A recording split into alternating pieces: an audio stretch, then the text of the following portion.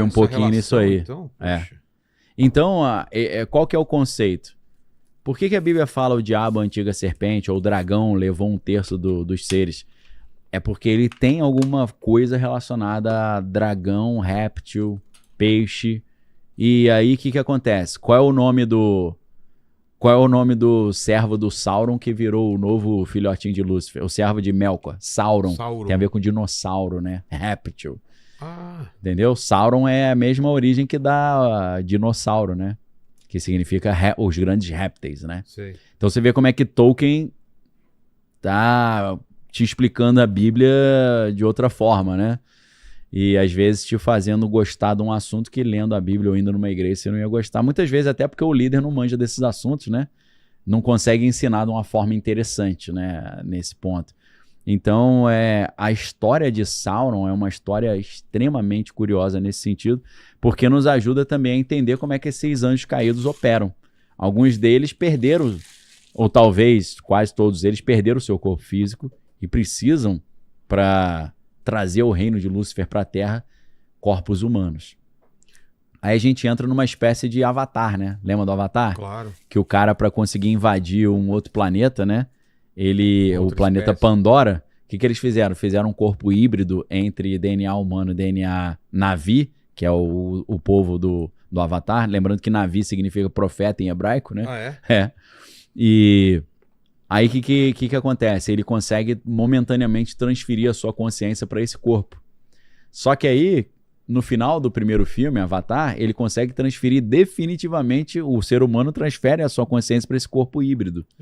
Então é mais ou menos essa história que a gente está vendo aqui um pouco no Senhor dos Anéis, e a história que alguns entendem, né? Que no final dos tempos, pensando numa lógica de batalha espiritual, a engenharia genética vai conseguir construir corpos híbridos que vão permitir com que esses anjos caídos voltem a habitar corpos físicos, né?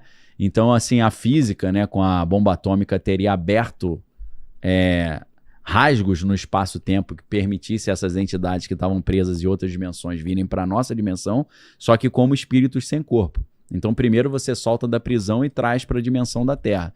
Aí agora, o que falta é você criar um corpo adequado que eles consigam usar.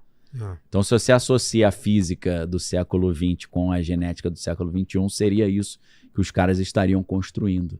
E a gente vê exatamente essa dinâmica, né? E aí, o que acontece? O Sauron, quando ele cria, tem a Sociedade do Anel, né? Que são os reinos que criam os anéis, os homens, os elfos, os anões e por aí vai. E aí eles criam esses anéis que Nas novas traduções estão como anãos, né? Ele cria esse termo, os anãos, né? Pra dar essa distinção, né? Porque é uma raça diferente. Exato. Pra galera não misturar as pessoas que têm enanismo, né? Pra não embaralhar, né? Exato. Eles optaram por isso, né? Em vez de anões, anãos, né? Então, aí quando eles criam esses anéis, né? Na Sociedade do Anel, a gente aprende isso logo no primeiro livro da trilogia, que o nome é esse mesmo. Aí o Sauron, ele cria um anel pra todos governar, que é aquele One Ring to Rule Them All, né? E aí o que acontece? Com esse anel super poderoso, ele consegue dominar os outros. Depois, Homer, pega uma tabela dos anéis. Chegou a comida aqui também, a gente vai comer um pouquinho, aí você separa umas perguntas aí. Manda pergunta. Vamos lá, temos uma pergunta aqui do Carlos Henrique, que ele está perguntando aqui, ó. Daniel, o Tolkien era um cristão convicto. Onde a fé dele aparece de forma mais clara na história do Senhor dos Anéis?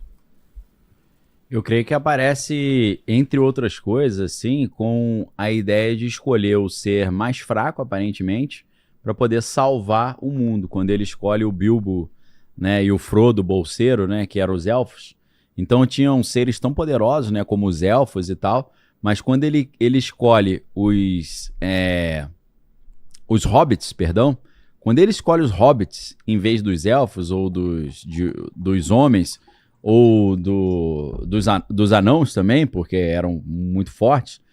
Quando ele escolhe os hobbits, ele está mostrando que muitas vezes a salvação vem por aquilo que parece mais fraco, né? E aí lembra muito de Jesus, né? Quando a Bíblia fala não tinha parecido em formosura, mas ele foi moído pelas nossas transgressões, pelas suas pisaduras fomos sarados. E os judeus esperavam um guerreiro, um guerreiro, para reinar. E aí vem de um carpinteiro, né? Então essa ideia do Frodo, débil ali, pequeno, mas ele é o Salvador, acho que né, o Frodo claramente é uma figura messiânica ali, né? Apesar de que o Aragorn, que é descendente dos reis, né? Ele também tem esse aspecto meio Cristo, né? Salvador, porque o terceiro livro é o Retorno do Rei, é o retorno desse rei humano que estava ali, né? Meio sumido, meio desaparecido, porque a galera não sabia que ele era descendente dos antigos reis, né? Então, tem muitas simbologias messiânicas. Eu acho que a parte mais evidente é quando você vê representações de Jesus ali em Frodo e no Aragorn. Só para contextualizar, você meio que já respondeu mais umas 2 perguntas aqui, né? Caramba. Uma da Patrícia Queiroz, que ela fala: o sacrifício de Frodo ao carregar o anel se conecta com a ideia cristã de carregar a cruz. E você também meio que já deu a resposta também da pergunta do correndo para cachorro, né? Que é o retorno de Aragorn como rei pode ser comparado ao retorno de Jesus Cristo como rei? Exato. Então acho que eu respondi sem querer querendo, né? Já tá contemplado aí, né? Tem também o lance que o mal corrompe na forma do Exato, anel. a tentação, né? Até a Galadriel, ela foi tentada pelo anel, né? O anel, ele tem essa... É a tentação do poder também, né? Do poder. E outra coisa interessante é que quando você veste o anel, você fica invisível para os humanos e para os outros seres. Para o mundo material. Mas o mal te vê. Mas o mundo espiritual te vê. Aí o Sauron te enxerga quando você veste o anel. Quando você veste o anel, você tem um benefício muito grande de ficar invisível, mas você tem um prejuízo muito grande de ficar visível para o mal. Então você acha que está abafando. Dá para fazer também uma conexão com pessoas que acessam o mundo espiritual para ganho próprio. Exato, fazem pacto com as trevas e tal. Ou acessa mortos ou espíritos para Exato. Para riqueza, para alguma coisa. Né? Porque aquela ideia, né, do Nietzsche falava, né, quando você olha para o abismo, ele olha de volta para você, né? Ou que o Charles Barkley, né, o filósofo, falava, ser é ser percebido, né? Então, e que tudo é troca, né? Tudo é troca. Se você está recebendo alguma coisa, você tem que dar alguma coisa. Então, alguma coisa está sendo dada em volta. Lembrei de um livro do Pierre Bourdieu, sociólogo, né? Economia das trocas simbólicas. E aqui seria a economia das trocas espirituais.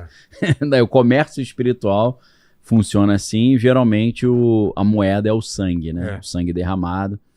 Então, resumindo assim, para Rio de Janeiro 2026, barato sai caro. Barato sai caro. É melhor não mexer com essas paradas. É melhor. Faz o teu deverzinho de casa ali na moral, devagarinho, a gente chega lá, né? Mas eu tinha pedido para você também aquela tabela dos anéis, e o Daniel pode comentar em cima, então vamos lá. Você achou, Homer? Não tem muito uma tabela, né? É mais uma citação, né, que fala que é aquela imagem que você tinha achado antes. Deixa eu colocar ela aqui. Tá bom.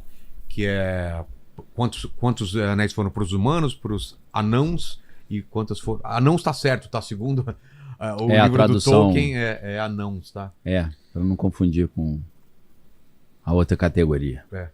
Então, esse negócio do Sauron, ele perder o corpo e buscar o corpo de novo, tem uma cena que eu acho extremamente interessante, porque no Silmarillion, uma das histórias mais legais é a história de Beren e Lúthien, que eu vou resumir de uma forma assim mais didática, mais grosseira, e a galera depois que é fã de Senhor dos Anéis, me perdoe se você não gostar dessa maneira como eu vou apresentar.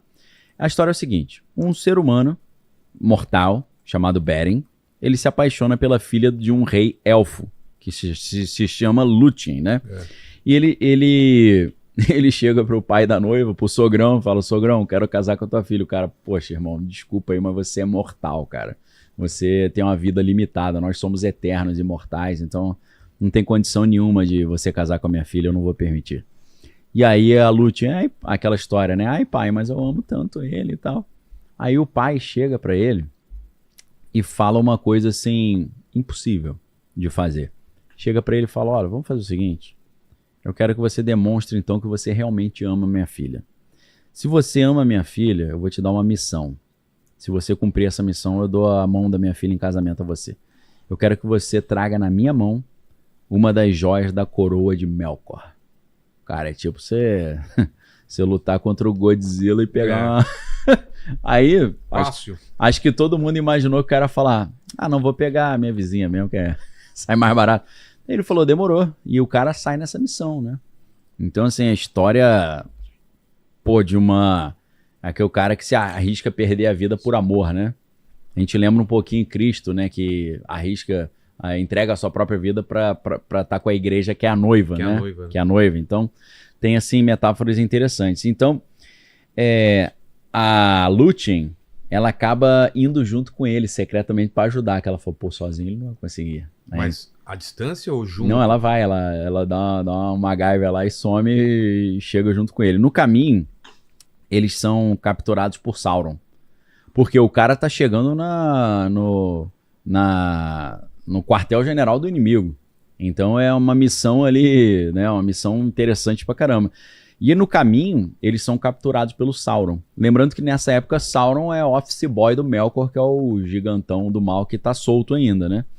E nessa época, o Sauron controlava uma torre cheia de bichos malignos e de lobisomens. Isso que é legal, tem lobisomem na história, né? E o Lúthien, né, e o seu amigo, o Huan, que é um cão gigante mágico lá de Valinor, né? Tipo um anjo-cão, né?